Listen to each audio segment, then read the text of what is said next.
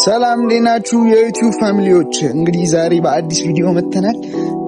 የመጀመሪያ ቪዲዮአችንን ከለቀቅን በኋላ ሜቢ ወደ 3 ወር አካባቢ ቪዲዮ አልሰራንም፣ ቪዲዮ አልለቀቅንም እና ዛሬ እስቲ ትንሽ ብሏችን ለብሎግ ነገር አድርገን እናሳያችሁ ወደ እናንተ መተናል። እንግዲህ ጀለስ ደውሎልኝ ናስቲ መኪና እንኳን አድርገን ምናምን ነገር ብሎኛል።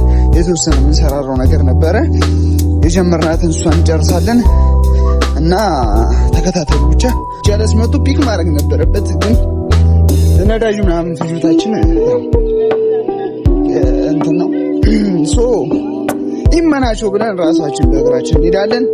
እዛ ላይ በጣም ኃይለኛ ፀሐይ ነው ያለው እና ከዚህ ነገር እንዴት ነው የምንወጣው? ውጭ ያለው ጀለስ ይህንን ነገር ስማኝ። ወይ አንተ ለኛ ቪዛ መላክ ያቅታል? ለሁለት ሰው ቪዛ ሰው ይልከልን ለአንድ ብሔራዊ ቡድን ከነወጌሻው ከነረዳቱ ሰው ቢስተው እንግዲህ ካሜራ አይናፋሩ እንግዲህ እና እስቲ ዝም ብለን ፊክስ እናረጋት ነው። ጎማ ምናምን ቀለማ ምናምን ፏፈሽ እናረጋታለን ብለናል። ሌትስ ጎ። እንግዲህ ያው መኪና ውስጥ ገብተናል እና ምን ሰራው ነገር ትንሽ እናስባለን ምናምን ነገር ቀለማችን